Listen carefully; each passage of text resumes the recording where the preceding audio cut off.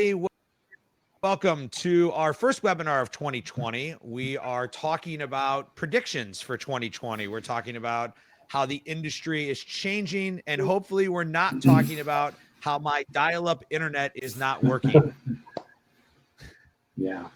I was told by our guest panelist that a 28.8 modem is not cutting it in today's society. So I'm going to work on a little internet upgrade. And as we work on my internet upgrade, we're going to start with a couple of poll questions. So as we're doing some introductions here, we're going to learn a little bit about you while you're learning about us. So first question I have for you guys today is, how do you guys sell? What's your model for selling? So we'll throw the first poll question up there. While we have the first poll question up there, let me introduce James Thompson. And James is the founder of The Prosper Show, and he's also the founder of Buy Box Experts. And why don't you give people kind of a quick little intro if anybody is not familiar with you? I'm James Thompson. As Jeff mentioned, I am a partner with Buy Box Experts, which is an Amazon agency. We work with brands on the complexities of selling on Amazon. I've had the pleasure of knowing Peter, who you'll meet in just a moment, Peter and Jeff. I've had the pleasure of knowing them for 5-6 years now. Actually, it's been much longer for Peter. But I spend my days focused on Amazon, trying to figure out what is Amazon doing. As we all know, they don't document the changes they make. And so figuring out how do we learn from what's going on, how do we share those ideas with others so that we can all benefit, and hopefully the water level for everyone will rise as we share ideas with one another. So with that, I will turn it back to you, Jeff. Yeah, thank you. Often I'm asked, like, who are the people I go to in the space? Who are the people that I kind of geek out about Amazon and what's happening and what's going to happen? And that's what's cool about this webinar, because you two are two of the people that I highly trust. I find very relevant in the space, and have had the opportunity to really get to know, and you've become two of my kind of trusted advisors. We like to check with things. Are you seeing this? Are you seeing that? Are your clients seeing that? So it's been that's what I'm hoping we're going to get out of this, is some of the kind of general conversations that we're used to having amongst ourselves, but with others. So Peter, why don't you go ahead and introduce yourself? You've been in the space for a long time, started at Amazon, and today you're part of an agency working with lots of large brands of all sizes. Yeah, thanks, Jeff, Seller Labs, for letting me participate in this today. You're 100% correct. I've been in the space for about 8 years. My first 4 years was with Amazon. I actually worked on the same floor with James. I remember James very well, and it's a lot of fun working at Amazon. Did that for about 4 years. I oversaw the consumables space. So working closely with brands and retailers, launching them on the Amazon platform, account managing them, helping them understand what's going on with their Amazon business, formulate strategy, and then execute it on the marketplace. I left Amazon a little while ago, relocated, raised my family in a mountain town instead of in the rat race in Seattle. And since then, I've been in basically doing the same thing, helping brands, businesses, retailers, navigate Amazon. I'm part of 180 Commerce. I'm a VP of Business Development here. We're an agency, manages brands, all aspects of Vendor Central, Seller Central. We provide the same strategy, kind of consulting. I would say that our agency is very complementary to Buy Box Experts. And not a surprise, James and I talk frequently, and we believe in collaborating. And so it's nice to have, and yourself included in that, Jeff, it's nice to have like this group of people that you can go to, because this is a really challenging space. The one constant is change, and it's hard to keep up on what's real, what's noise, and what's really something that you need to pay attention to. Awesome. So I set a couple of rules. I set up a couple of rules while we were preparing for this, and that is that I don't want you guys to always agree or always disagree, but we want to be able to give some different opinions so people can kind of understand what's happening. The second is that we're not going down any any dark paths, right? So all of us are really advocates for doing things the right way. So if you guys start asking questions about black hat tactics and things like that, we're not going to cover it. And then finally is we want to be able to give actionable items for people to take away and make changes to their business in 2020. There's a lot of gurus out there that are talking about different things. So how do we give you things that are actionable?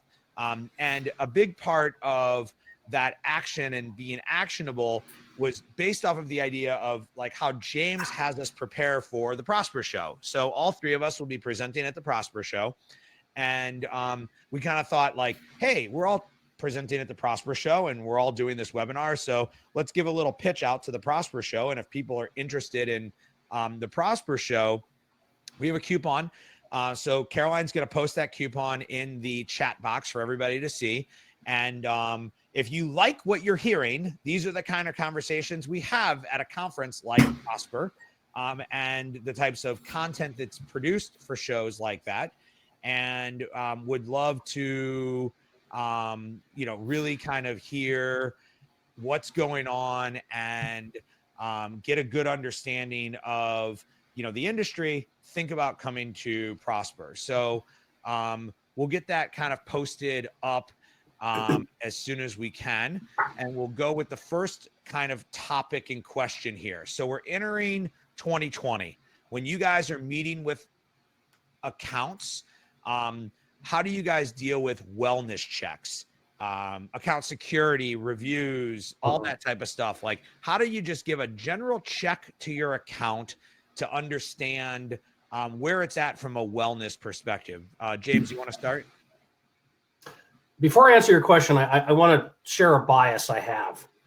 Because managing a successful business on Amazon, realistically, the single biggest challenge we all have is doing the same good work every day. Going into our accounts, making sure that we're checking things that need to be checked daily, making sure we're checking things that need to be checked weekly or monthly or what have you, but actually holding ourselves to doing those things. At the end of the day, if we reduce all the variance in our own activities, our business is going to be a lot better for it. And when I think about any kind of help that sellers are looking for, at the end of the day, the single biggest driver is consistent operational excellence. Yeah. And there's a lot of word there's a lot of meaning in those three words, but the reality is you've got to be prepared to work on your business every day. You've got to be prepared to do the grunt work that needs to be done to get it done. And unfortunately, some of that's not very exciting. And some of it is not stuff that we as entrepreneurs say, I am so excited to get up this morning to do this incredibly inane activity that I need to do to keep my account in good standings. Yeah, so the buyer seller messages. So you asked the question about account wellness. One of the things I like to do with each of my clients on a quarterly basis is look at the very mundane activity around what kind of user permissions have you given to various organizations and various people inside and outside your company. We are literally talking about, you go into Seller Central, you go to your user permissions and you say, who has access to my seller account? Who has access to which parts of the seller account? Who has the potential to be able to mess things up? If you have a soon-to-be disgruntled ex-employee, does that person have access to your account that they could continue to do bad things to your account after they left the company? Are you using unusual third-party tools that may, in fact, give others access to a lot of information about your account that you don't necessarily want to be sharing?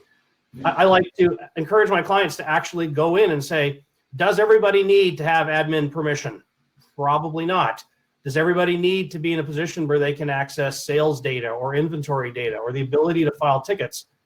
This is not exciting stuff, but you've got to be regularly double checking these things.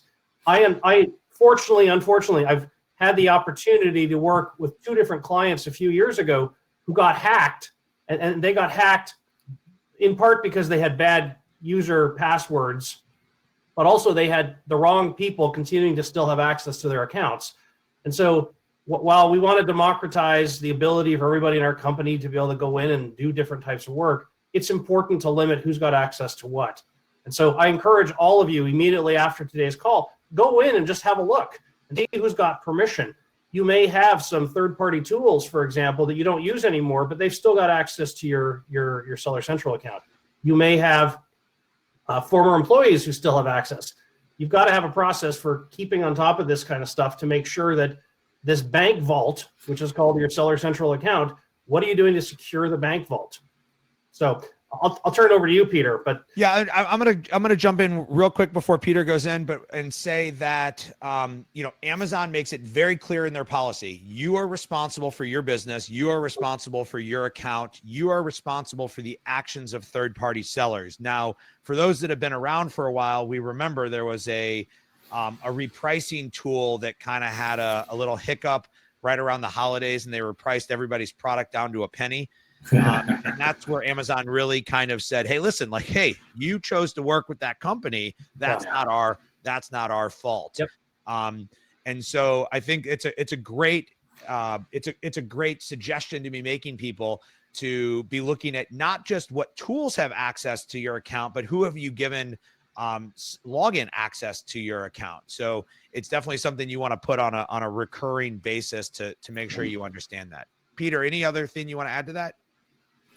I think James brings up a really good point in that you need to be checking all of these kind of mundane tasks, dotting the I's, crossing the T's.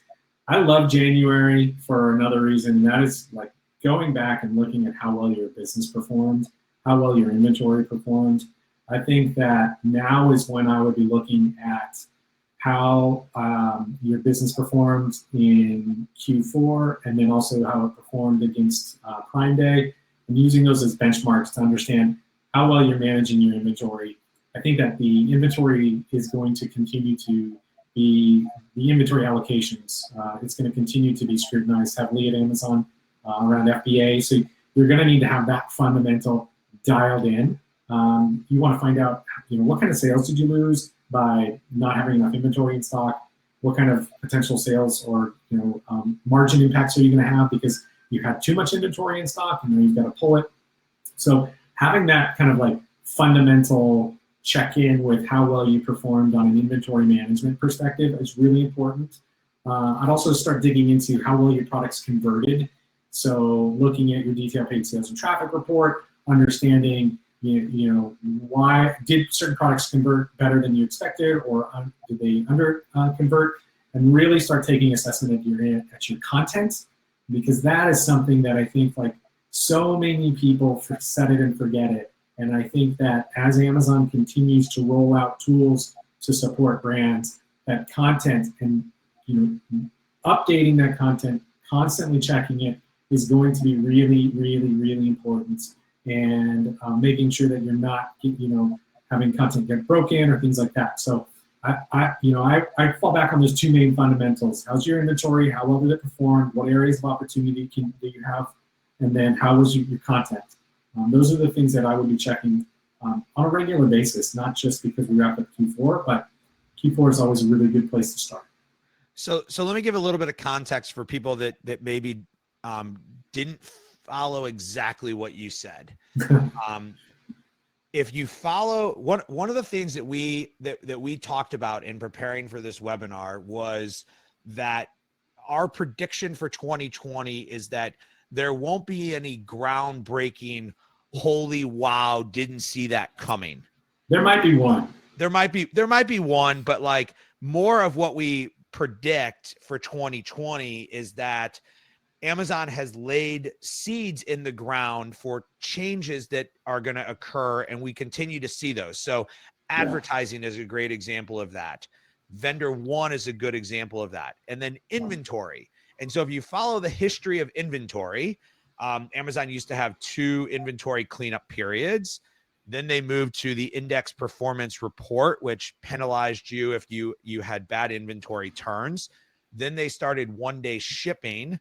And today, when we see inventory on Amazon, it's about a just-in-time type of model, right, so that we can fulfill Amazon's needs to have inventory where they believe it needs to be to maximize sales. And so that's what Peter was talking about specifically with inventory.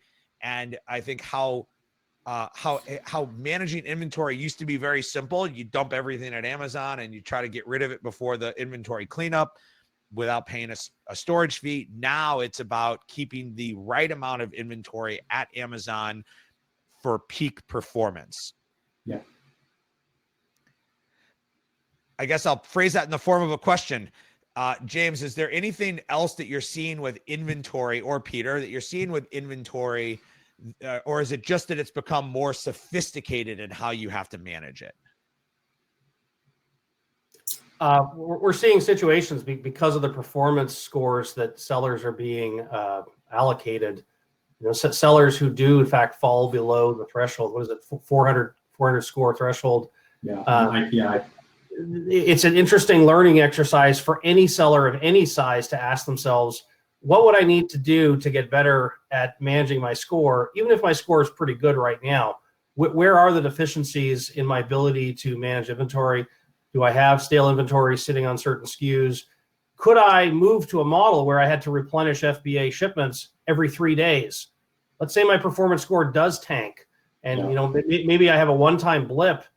How do I make sure, or am I in a position that I could recover adequately and still maintain adequate FBA inventory on my best products?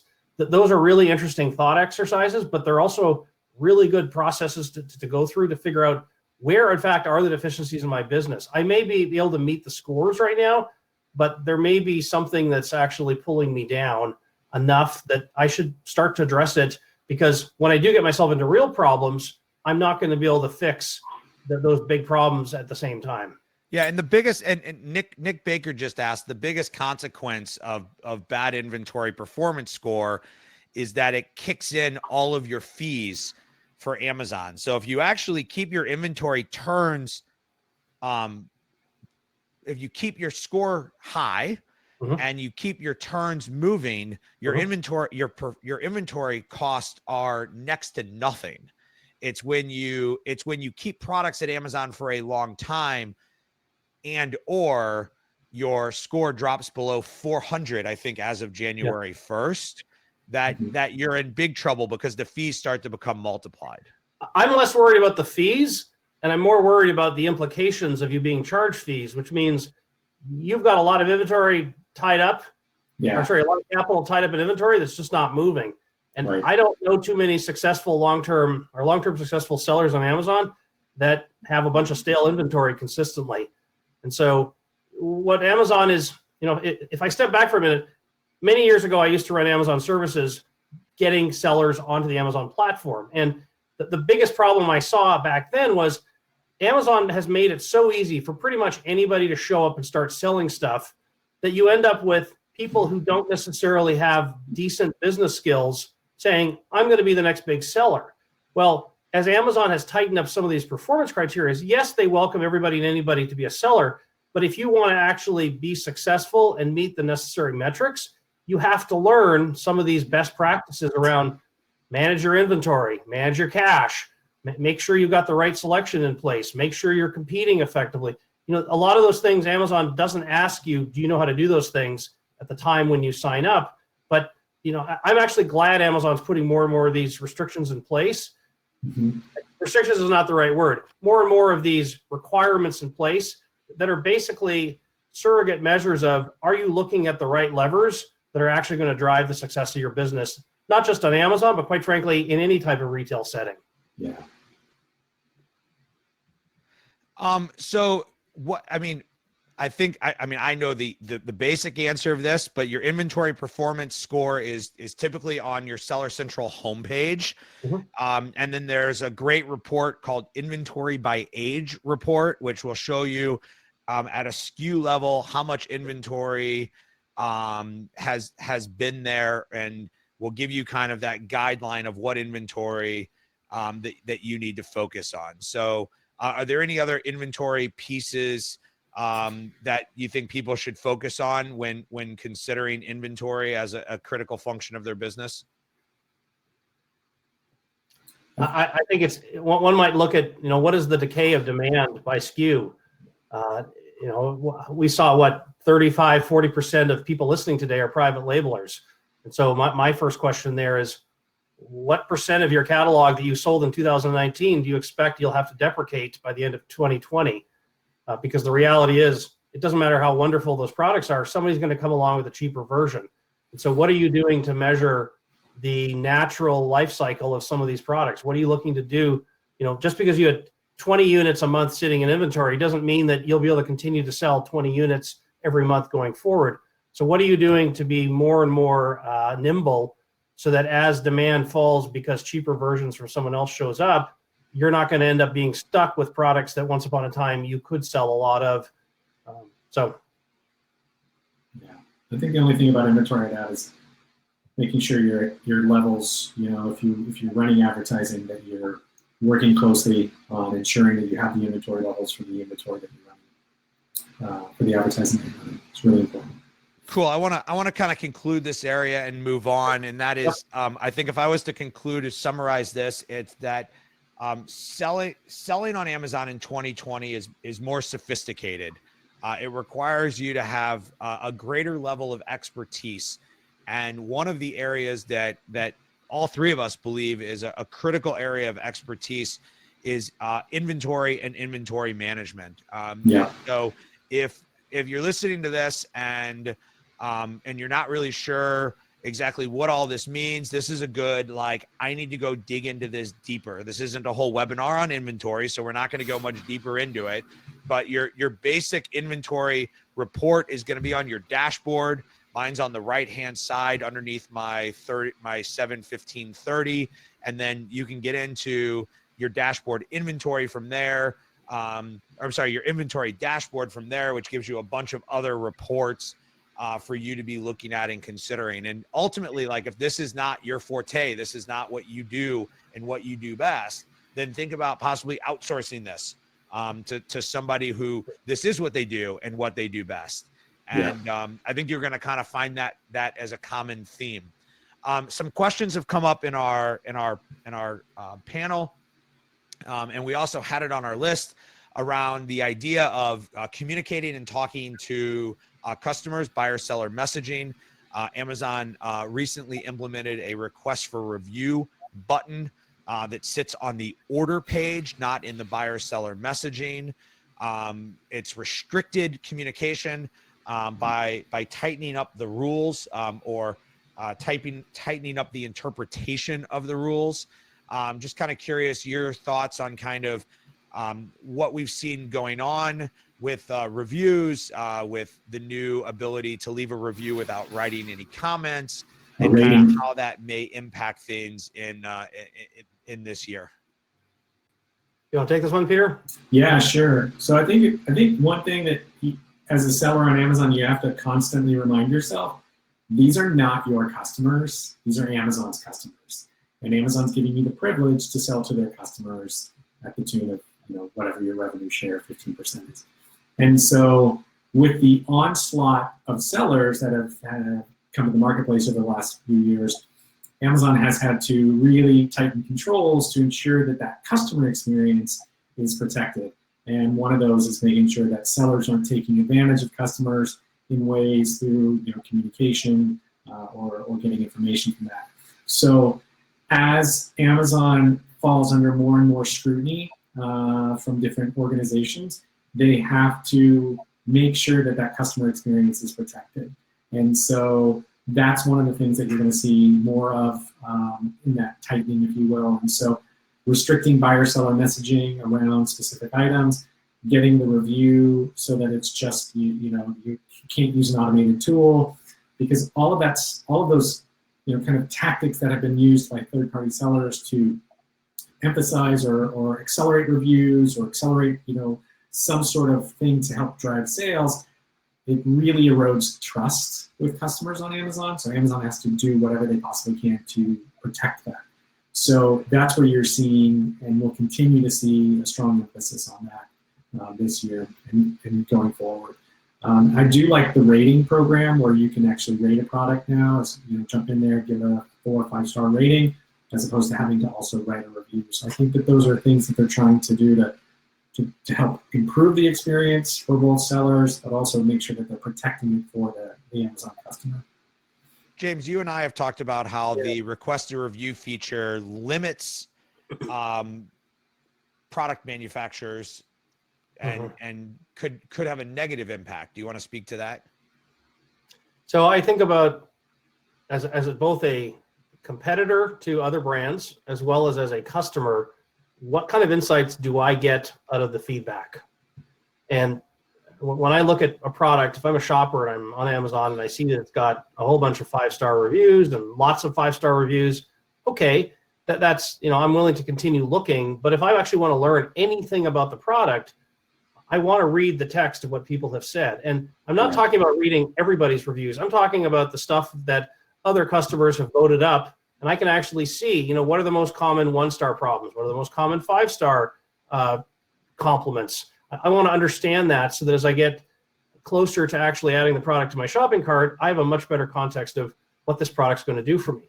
Likewise, if I'm a private label seller and I am using the product review data as a massive collection of data that's going to help me figure out where I can make improvements to existing SKUs and make my own version, a lot of that context is going to disappear as these Amazon ratings become more and more pervasive. And I think that's a bad thing. At the end of the day, I want to see continuous improvement of products on Amazon, and the ratings program isn't going to help create an atmosphere where sellers are going to be able to leverage that to go build better mousetraps. Yeah, so let's talk about some absolutes here, and I guess you guys can debate me if you don't believe what I'm saying is correct. As of today, you can use third-party tools to interact with buyer-seller messaging and communicate with your buyer. Yes. If you're going to communicate with your buyer, you should only send out one message.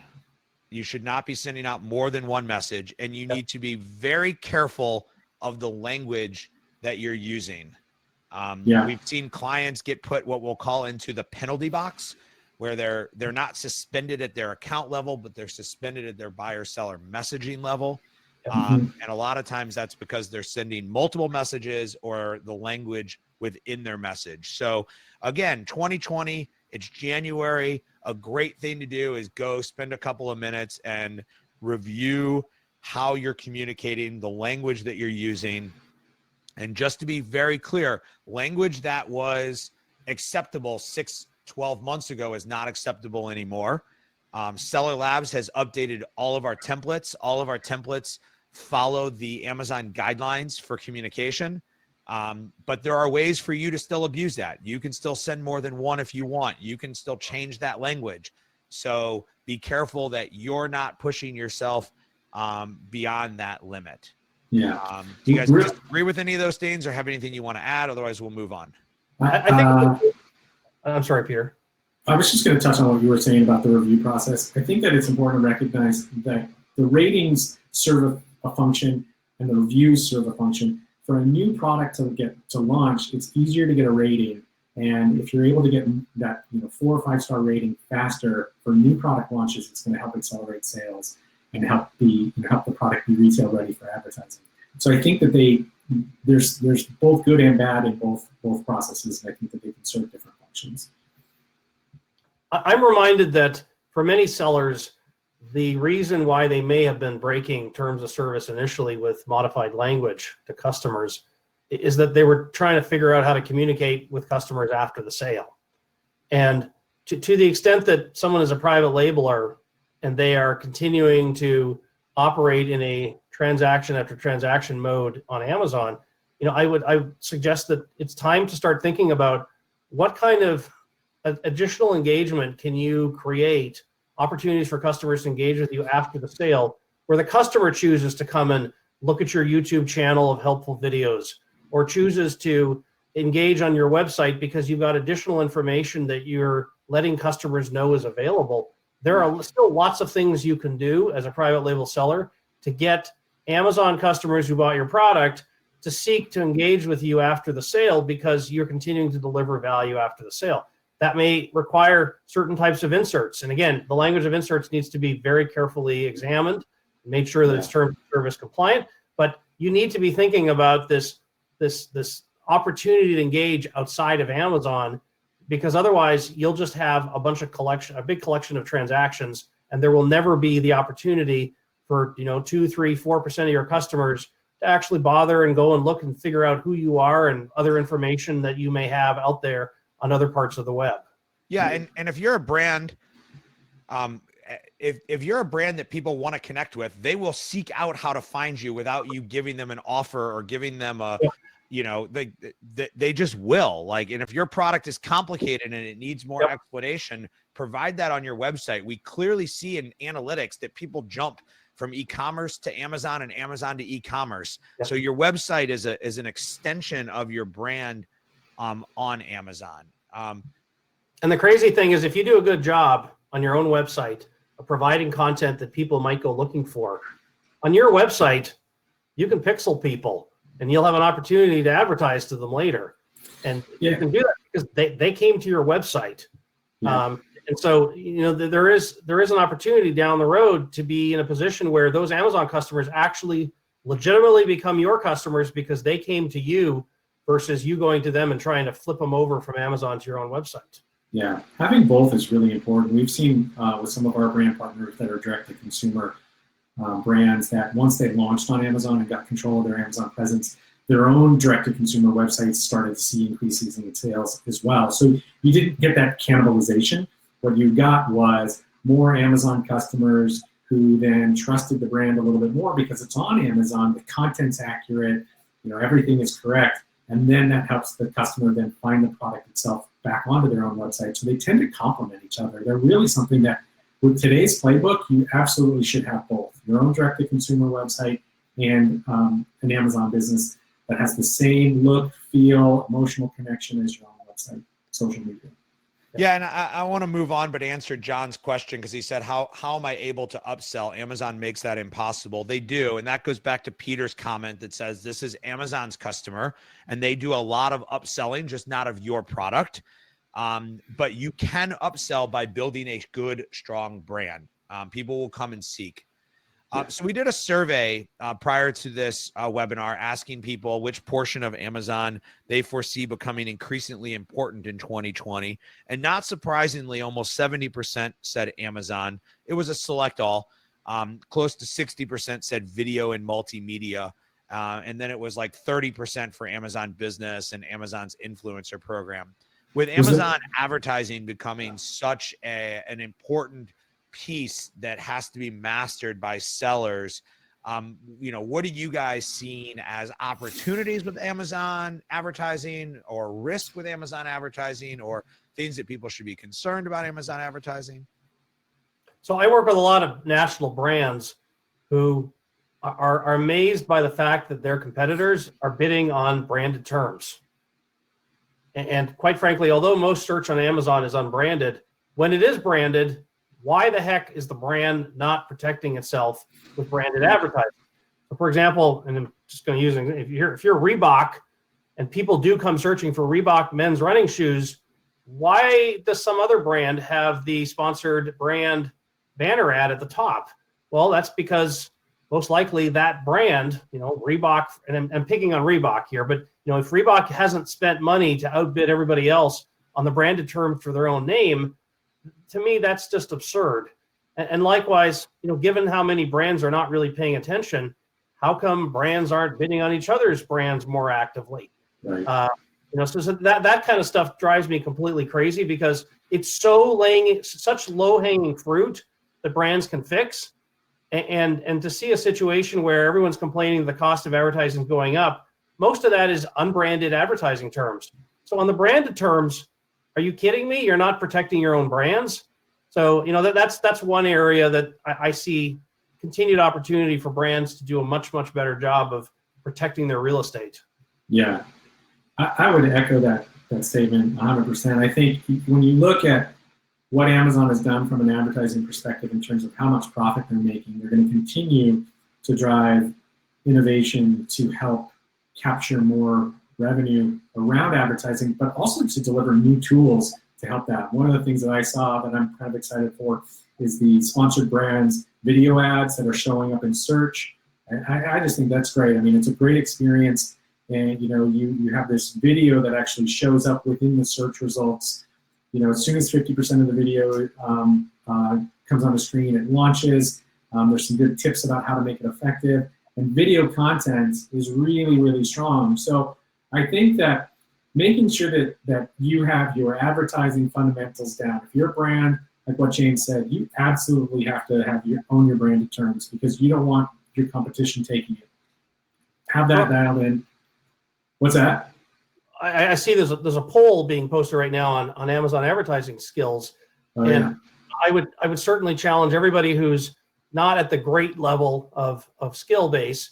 Ask yourself the question, when was the last time you went and you identified all the negative keywords that you need to add to your campaigns? Yeah. A couple of years ago, we went through with all of our clients and we added the negative keywords, and we had a magnificent improvement in the efficiency of our ads simply by doing the hard work of figuring out, hey, if my brand name is slightly similar to some other brand name in a completely unrelated category, how do I make sure that my ads don't surface when, I sell running shoes, but some vacuum cleaner brand is almost the same as mine. I don't want to be showing up in those spaces. So, how do I put the right negative keywords in place so that I am as efficient as I can be with the dollars that I spend? Yeah. So not being rude to anybody who took this survey, that means I'm going to now be rude to people that took the survey, but to not be rude, but I'm just curious, how many people that you talk to in the space do you believe feel they're better at something than they really are? And we could talk specifically about advertising. We happen to see a lot of that come through with our service that we offer, but I'm just curious, one of the things we talked about is that there's a lot of things that are required to be good, to have a successful brand, and advertising is super critical. So at what point is it fine for you to be okay? Or how do you assess yourself in your advertising acumen to determine whether it's something you should be doing or it's at a point that you should be passing it off to somebody else? You want to take this one, Peter? No, you can. So the biggest challenge I see with companies getting involved with Amazon advertising for the first time is using the wrong dependent variable. Looking at Amazon's ACoS variable is so completely not interesting to me, and yet because of the way Amazon defines these success metrics within their advertising platform, too many sellers continue to focus on, hey, my ACoS is too high, it's too low, what am I going to do? I would argue you need to be looking at your total advertising spend and your total sales. Yeah. The reality is, as you grow your paid search-driven sales, you should see an increase in your organic search-driven sales. In fact, when companies start to spend a lot of money over a long period of time, the proportion of sales that come from organic search is likely going to grow as a higher proportion of the total business. And so if you're saying, right here, right now, on this campaign from the last 3 days, here's my ACoS, you're thinking about the whole thing the wrong way. And so you've got to be saying, first of all, it's going to take some time to build. And once it starts to build, it's not just the dollars I get back because of paid search, but it's dollars that I get back because I'm improving my organic search placement. And that, in fact, is going to help me long-term in a much, much bigger way than just the advertising dollars that I spend. So I'm gonna move us on from advertising. I think we all agree advertising is critical to the business and something we have to get a better handle on. I'm going to ask you guys a two-part question.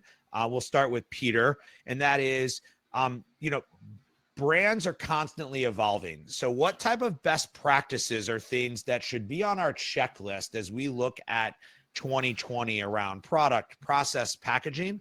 And then in that same regard, what are the mistakes that big brands make that give us that opportunity to beat them? Yeah, I think the best practices are to understand, first and foremost, the dynamics between the different channels that you're selling into, and making sure that those fundamentals are there. So if you private label, you have a direct-to-consumer, you have social, you have Amazon, and you have other channels. And so those are really important, and you have to have best practices aligned to ensure that those fundamentals are your inventory, your advertising, your content. And I think that if you're not looking at it holistically from that perspective, then there's going to be flaws in it. Because of the fact that that's how the consumers shop now. It's not a one or the other. That's what retail is today. It's walking into a store with your mobile phone, looking for products, looking at reviews, purchasing it on site, purchasing it on a direct-to-consumer website, purchasing it through social. So all of those things have to be playing nicely together, if you will. They all have to be as good in terms of content and what that overall experience is for the consumer. One of the biggest things that I see that brands fail on is that they don't look at it from that perspective.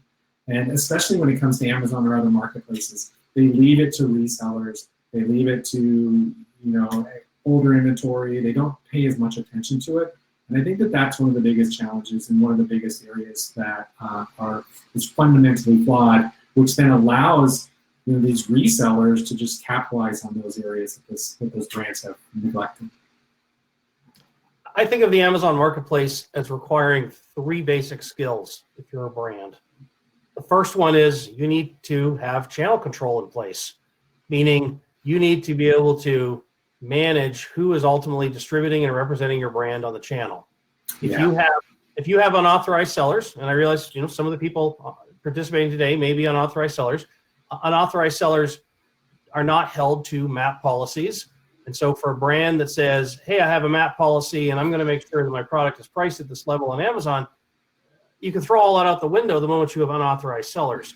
Yeah. So if you're making your product so readily available that unauthorized sellers can participate, then quite frankly, you've given up control of distribution, you've given up control of pricing.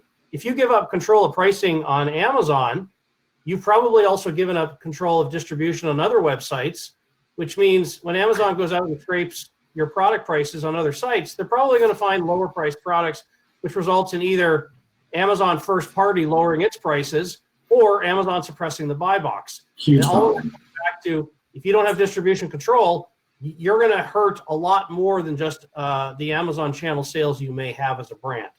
Yeah. The second big issue is who's controlling branding. If you have a bunch of people selling your product on Amazon, that doesn't necessarily mean that the consistency of message that you're trying to put in place in all channels, that message is in fact the same on Amazon. If you think of what is a brand is a set of promises delivered consistently to consumers. Well, how are you consistently delivering the message around what features and benefits customers are going to expect when they buy the product on Amazon? For a customer who's never seen your product or your brand before, and they're discovering it on Amazon, if there's a hodgepodge of noisy content that's being loaded up by random third-party sellers, you may still get some sales, but the reality is your message is not what it needs to be. And so if a customer sees poor content on Amazon and says, I didn't try the brand, but it didn't look very good to me, the next time they stumble upon your brand somewhere else, what do you think the reaction is going to be? They're not likely to give you a second chance. They're going to say, oh, I think I saw that brand on Amazon and it didn't look very good to me. So a brand has to own its branding no matter what its distribution choices are. So if you're a brand selling on Amazon today, whether you're a private label brand, whether you're a national brand that is actively managing some type of sales on Amazon, you've got to be asking yourself the question, who on my marketing team is making sure that the messages on Amazon are consistent with what I do elsewhere? Do I have brand registry? Have I locked down content? Do I clean up duplicate listings? Do I make sure that our brand name is being used appropriately in the Amazon catalog? This is super mundane stuff, except it's also super strategic. If you think about who's managing long-term brand equity, it's got to be the brand.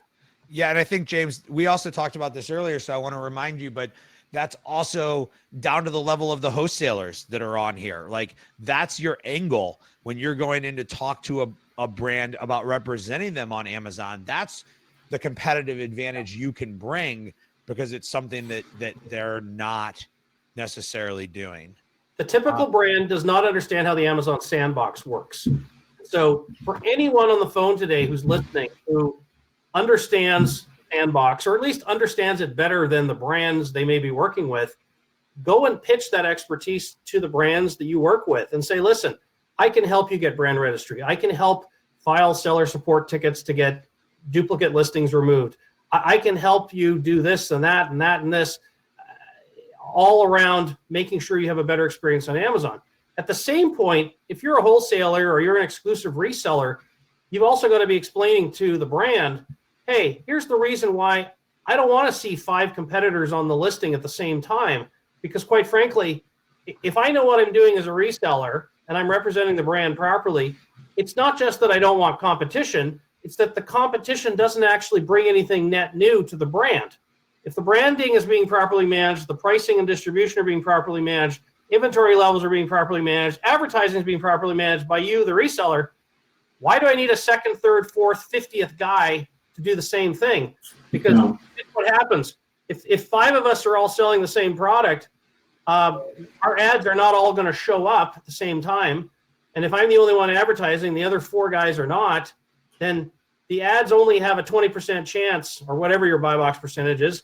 Let's say they only going to have a 20% chance to show up, which means any of your competitor brands, Mr. Brand, have a much better chance of growing on Amazon much faster than you will, because you've chosen to split the pie far too many ways on the Amazon channel.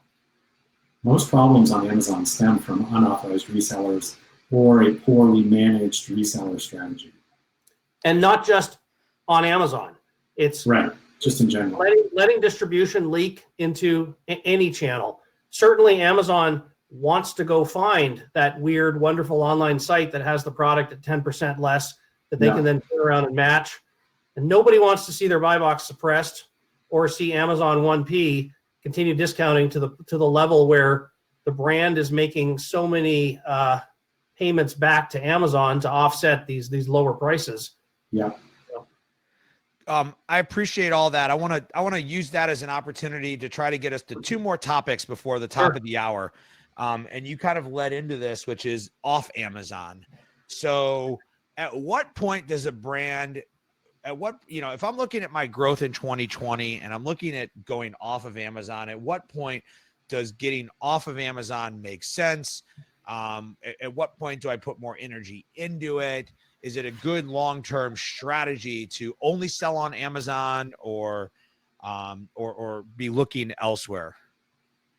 So we talked about a brand's need to have a good website of its own. So let's start there. So I'm a private label seller on Amazon. I only sell on the Amazon channel, but I keep hearing maybe I should build my own website, if for nothing other than educational purposes, to help the customers that do buy product on Amazon to learn more about my product. Okay, so you go and you build yourself a website. Maybe you add a Shopify shopping cart. Well, now the question is, do I also want to be routing some of the traffic from my own website back to Amazon? And there's pluses and minuses for doing that. I'm a big believer, if you want customers' money, you need to be where customers are shopping. And customers don't just shop on Amazon. And if they happen to find you on some other website, then you need to be there. I'm not suggesting you have to be on every online marketplace and be in every store you can, but to the extent that it makes sense for you to invest in potentially looking at getting into other channels, online or offline, those are good things to do. If you set yourself a goal and say, I'm going to launch in one more channel, one offline channel, one online channel this year, that's a good exercise to go through. If you get online presence, that's not hard for you to do, to add more online. If you get offline presence, you've had to go through the vetting process with a manufacturer rep or with a particular retailer, and you'll discover that, in fact, you're not very good at building a brand. This thing called a brand on Amazon is not really a brand in the way that you have to raise your game to get your product into a brick and mortar store. So it's a good exercise to go through. Even if you fail to get placement in an offline channel, you will be much closer to actually being a brand manager of your own brand if you force yourself to think about off Amazon, non-online channels. Yeah. I think you have to be very careful with that, though, because if you start putting it in brick and mortar and you don't have a good Amazon strategy around resellers, then your product's going to start showing up. They're going to get creative. If you haven't gone through brand registry, the likelihood of them creating 2-packs or bundle packs with other things, you absolutely have to make sure that your Amazon business is buttoned up before you go down that path. I think that having your own website, really, what I look at is what's your end game for this, and if it is at some point to maybe sell your intellectual property, then yeah, you absolutely should have your own website, especially as Amazon becomes more and more competitive, advertising becomes more and more challenging. You have more tools in your toolbox when it comes to your own website. You can choose to flip it so it goes directly to your Amazon listings for a little while. You get the customer data. They are your customers, so you can start to understand lifetime value data. What's your cost of acquisition for your customers? So you can really get tangible data that then can help determine really good strategies for new product launches, for marketing campaigns where you're driving things. Having that off Amazon is so vital because it allows you to do so many other things that can kind of inject energy into your brand on Amazon if you choose to do that at some point. The other aspect of it is that Shopify, as James mentioned, Shopify is growing quickly. It's really, really fast in terms of the number of customers that are using it. I saw an interesting article a couple weeks ago that said Shopify should buy FedEx, which would make things kind of interesting if all of a sudden now Shopify had a fulfillment network that could do and compete with Amazon in that regard. So I'm not necessarily saying that you need to run out and launch a Shopify account if you don't have one, but I think you want to be thinking about how is your brand positioned so that it can pivot in a way that it can take advantage of these opportunities should they present themselves. Yeah, and I think I'll even broaden it a little bit from what you guys said and expand it to say that you need an off Amazon presence, whether it's your website or it's a Facebook, Instagram. If you can control the audience, if you can control the category conversations, this was actually an email going amongst the three of us this week, right? If you can control the conversation at the category level, you can control where the consumers ultimately buy because they bring that brand influencer to you by you being the one that's facilitating those conversations. So don't just think about this straight up as like, I need to build a website. It could be just, let's say you sell dog toys. You could just build a community around like dogs or dog training or, something like that is getting people that love dogs to all come together and talk.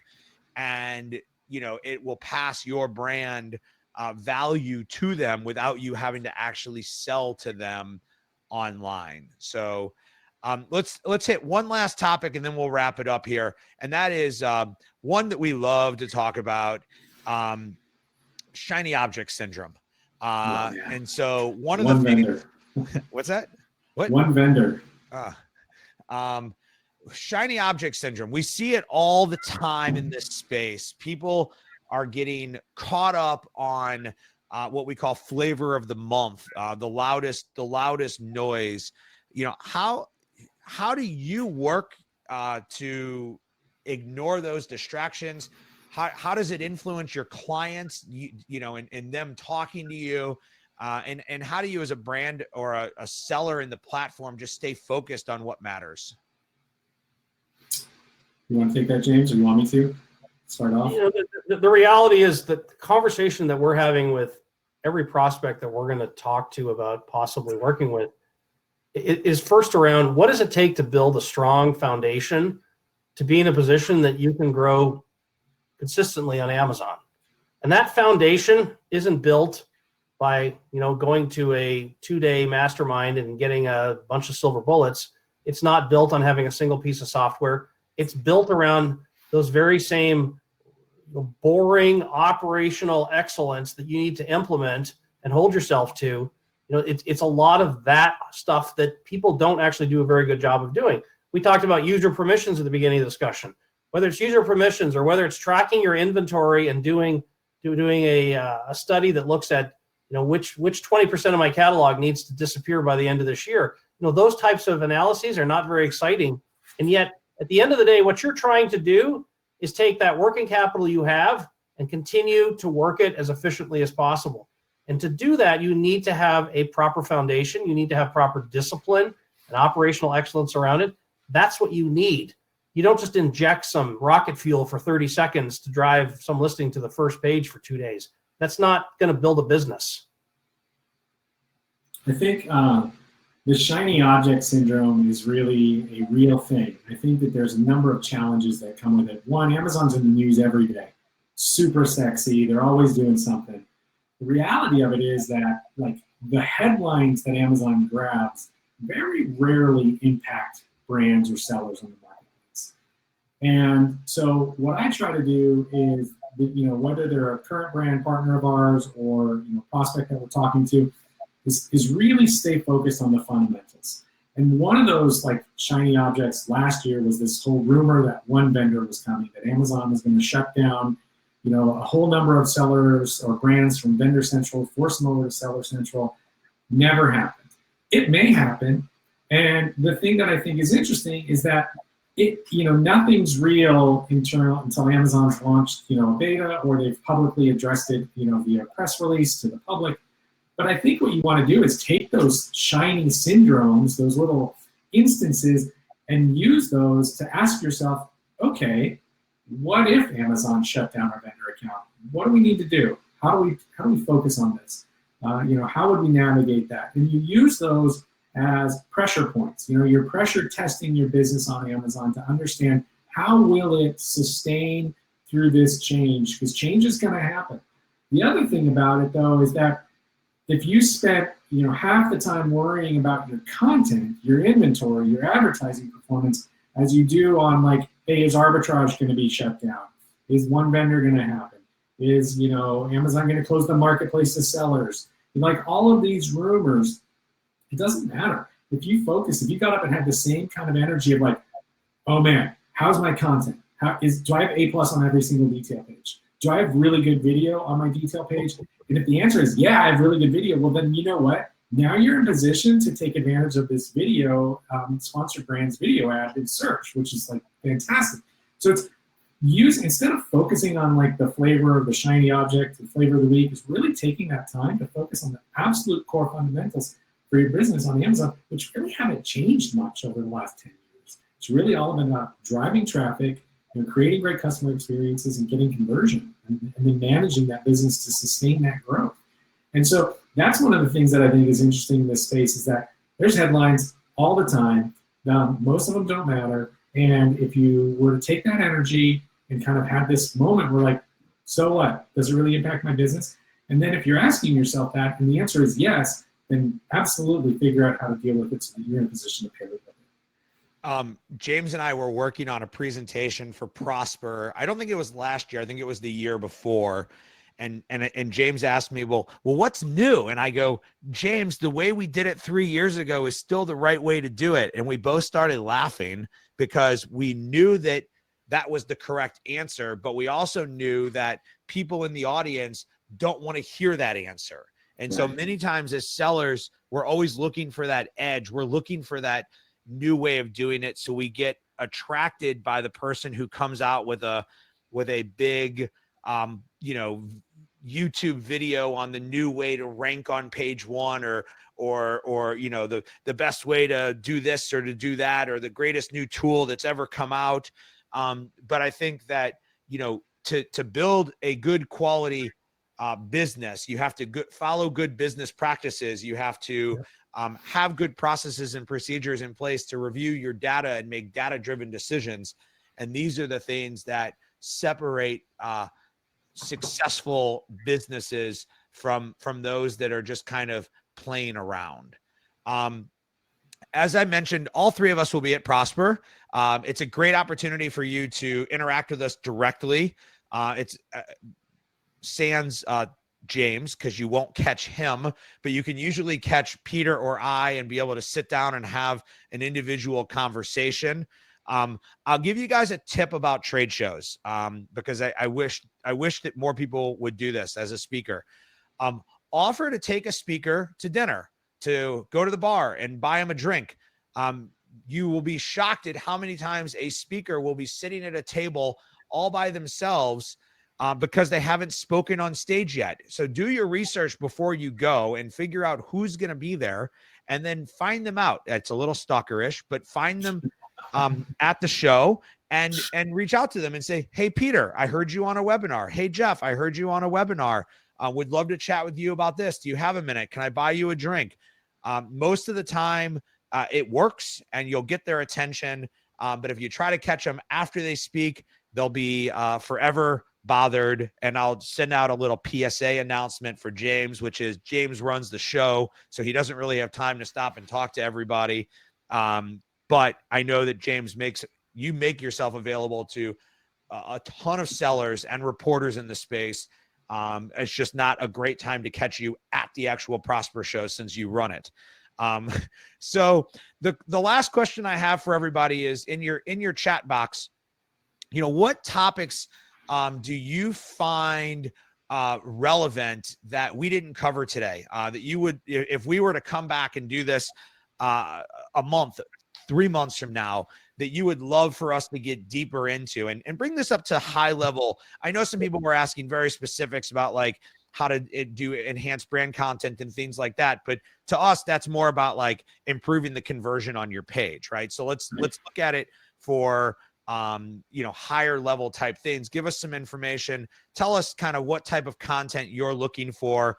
And then I'm going to post the last question on our poll, which is one that if we didn't have a product called Feedback Genius, we wouldn't ever do this. I just want to know, how do we do today? So let us know kind of how we did today. If you're gonna mark us that it could have been better, then you better leave a comment and tell us what we could have done to make it better. Because we can't improve unless we know what we need to do to improve. So let us know in the chat. While people are doing that, while they're giving us their final content areas and on the final poll, James, Peter, how do we get a hold of you? How does somebody find you, find out more about your service? You can email me. My email is just PK, the letter P, the letter K, at 180commerce, 180commerce.com. You can connect with me on LinkedIn. I get a lot of requests in LinkedIn, and so I'm not as quick to respond to that, but an email is really fast and goes right to me. So there you go. And anyone can get a hold of me at james@buyboxexperts.com. I think you all know how to spell BuyBox. So, and I will remind you, Lena, if you could post it again, I will remind you, early bird ticket prices for Prosper go up tomorrow, right, James? Yes, they do. Prosper, I will say I've been to every Prosper. It is one of those great shows. James is right, though. You're going to get out of it what you put into it. So spend time, research who's going to speak, make time to try to connect with them beforehand, But it is one of those shows that is really good in terms of helping you understand what's going on in the space and how you should help you looking at your business on Amazon. Awesome. So if anybody has any other comments they want to put into the comment box, we'll definitely take a look at those. We'll definitely be reviewing this afterwards to talk about how to improve for the future. Thank you guys both for your time. Thank you both for all of your information. And I appreciate it as always. And I'm going to upgrade my 28.8 modem so that next time I can be on video with you guys. And I look forward to hanging out with you in Vegas in a couple of weeks. That sounds good. Thank you, Jeff. Thanks, everyone. Bye. Take care.